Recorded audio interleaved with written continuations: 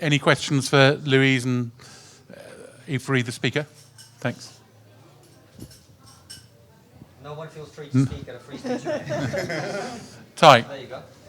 Okay, so we're talking a lot about free speech, and we're talking about how.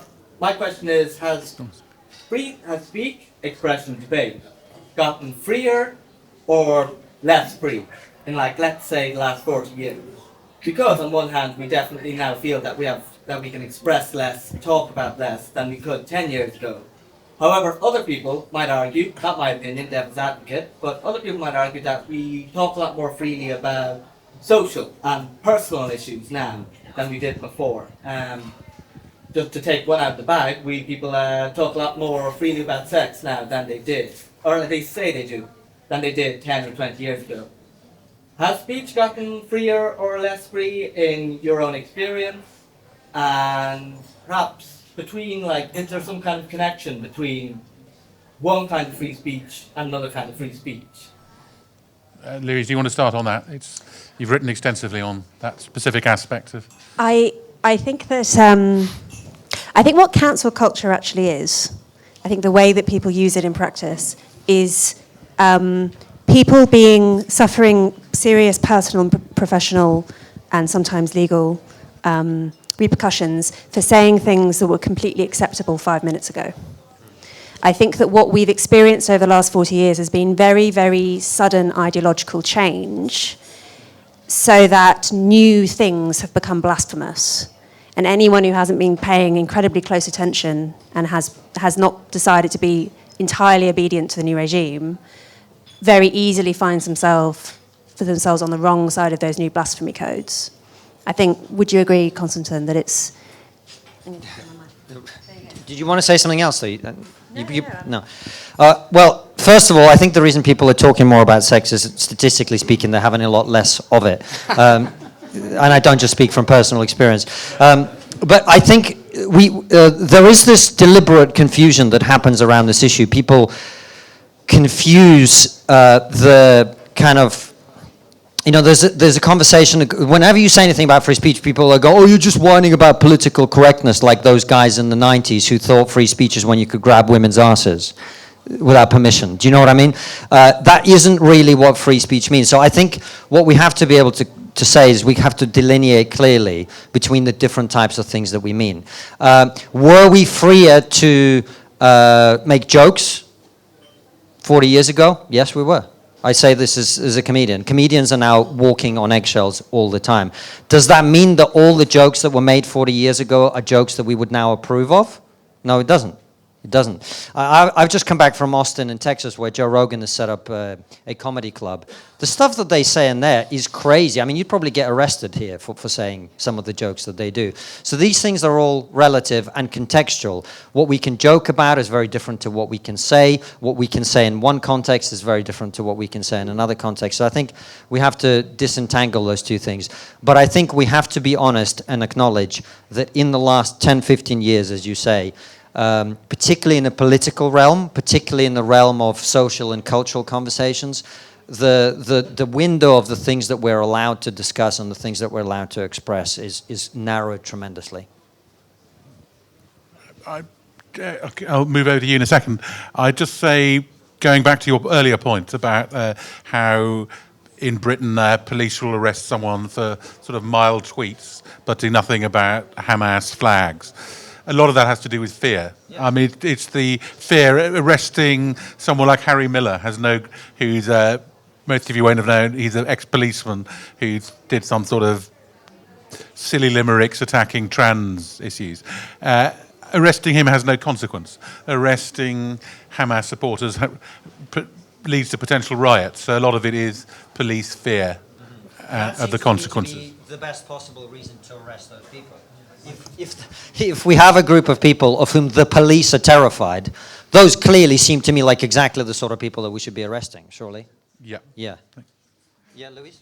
I would say as well that one of the reasons that the British government, I can't speak so much for continental Europe, but the British government is now finding itself imitating the colonial policies of the 18th and 19th centuries that it operated in, for instance, India, because it finds itself managing ethnic tensions within its nation-state borders because of mass migration. The reason that we have this terror of coming down hard on the pro-Hamas supporters is the terror of having race riots, which is a very real possibility. And so I think so much of what we're seeing in terms of this fear of promoting free speech in Britain is a fairly practical, if very lamentable, reckoning with the problems of multiculturalism. Can I sorry to hog the mic. Can I just say something on that actual point? I actually think we've been very rhetorically weak on these issues, because all we need to say is what we've been told for a very long time, which is Islam is a religion of peace. Moderate Muslims are the targets of terrorism above any other group, and therefore surely they will support our attempts to deal with Islamist extremism. Isn't that what we're supposed to say on this issue? That doesn't seem complicated to me. And all it takes is for some politicians to be willing to say it. And for that, they have to feel like the public have their back, and for that, we have to be able to express our opinion. Absolutely. You had a question. Yeah, thank you so much. Mr. Hoogeveen, I'm a member of European Parliament European Parliament from the Netherlands, and I understand the rationale behind your story, also on these so-called bills on limiting free speech. On the other hand, I would like to counter this narrative by, in the past we would have magazines, publications, books, the evening news that was carefully vetted, fact-checked before it was published. And if you would have this crackpot theory, something completely wild, you would probably not get it published. And right now we're living in an age where everybody, so-called influencers, most of them who are angry and are putting out many of these crackpot theories, getting millions of hits. Also, going downstream to politics, where we see politicians going into politics, coming to Brussels, coming to Washington, D.C., not to make law, but to make noise on social media. So where do we draw the line between, on the one hand, free speech, and on the other hand, well, having our democratic process still in order? Yeah, may I? Well, I think on your first point, I understand exactly what you're saying. As someone who is in the new media, I see people around me doing things I disapprove of all the time, and getting a lot more attention by doing it. I know exactly what I have to do to have 10 times the audience, if I wanted to. It's just not how I'm wired. And the perverse incentives of the media ecosystem are definitely a problem. On the other hand, there was a crackpot theory at the beginning of COVID that COVID originated in a lab in Wuhan, which was suppressed by every big tech company, etc. I am in favor of those crackpot theories being aired, because we need to get to the truth of what happened. And I could give you, as I'm sure you appreciate, dozens of other examples. Remind me of your second point, because I also had something to say on that as well. Oh, the politicians. Yeah. Social media has changed everything. It's actually an example I often use.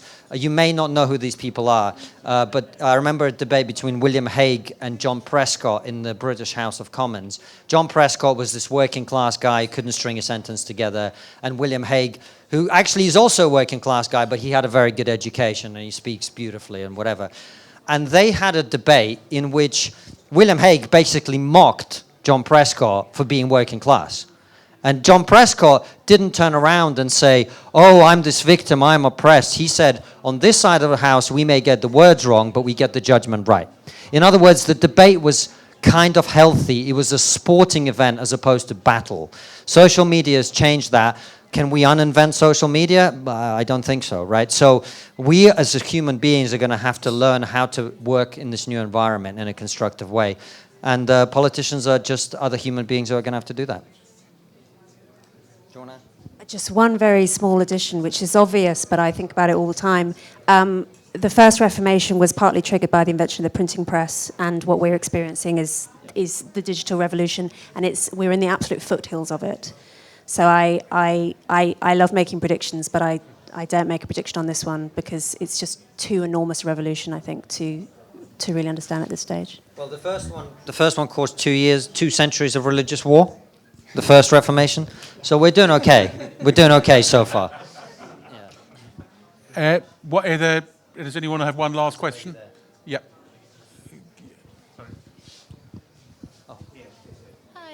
Hi, sorry, my question is about cancel culture.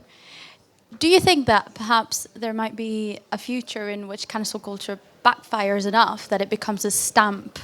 When someone gets cancelled, it means that maybe they have something rebellious or at the very least something interesting to say? Could maybe getting cancelled be a good thing in certain circles? Yeah, I think it's already starting to be that way. One of the things I do on my show is whenever someone's got cancelled for not doing something wrong, like there are people who get, this is a confusion we've got, like people have started to confuse like Bill Cosby and Harvey Weinstein. I go, oh, no, that's not cancel culture. That's people being exposed for being evil, right?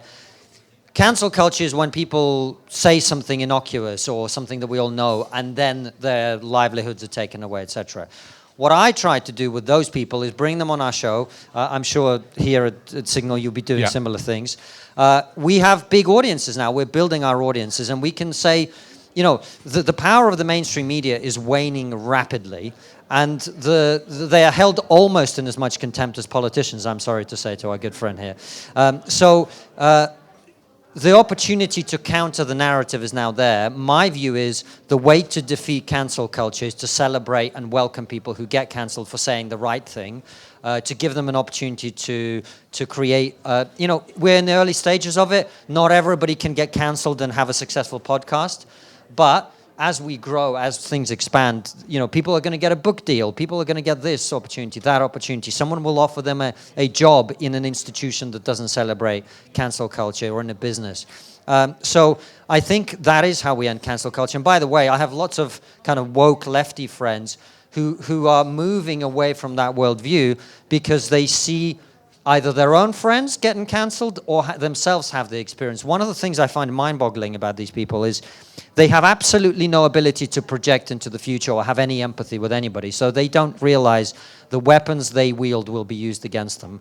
When the weapons are wielded against them or their friends, suddenly their eyes are open. So the more cancel culture happens to both sides, I think the more we're going to find that we make progress on that.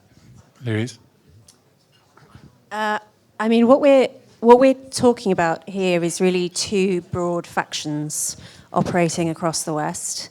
You know, let's say the conservative faction, the woke faction. I know it's more complicated than that. And each faction has control of different institutions. So it is quite possible to get cancelled by a progressive institution and to flourish in your newly cancelled position, you know, in new media or indeed old media. You know, you might flourish at the Mail, having languished at the Guardian or whatever. Like there are parallel institutions at play. I think, though, that, and it also means that both sides can kind of play the victim when it suits them. Like I know, obviously, that, you know, everyone can claim that the other side is trying to censor them because they are, okay, right? I think, though, that the progressive side has been much more successful in general, even, you know, despite the existence of some very successful commentators and so forth. In terms of the long march through the institutions, it has been extraordinarily thorough, which is why I think progressive speech norms, progressive blasphemy codes have become the kind of institutional blasphemy codes, and why so many people are looking around them and saying, hang on, how did we get here? I think the answer is that it's been brewing for a very long time, and post-2020 is particularly when we've seen the sudden rush, but equally also a backlash, as you say, and to some extent opportunities for people who are willing to critique it.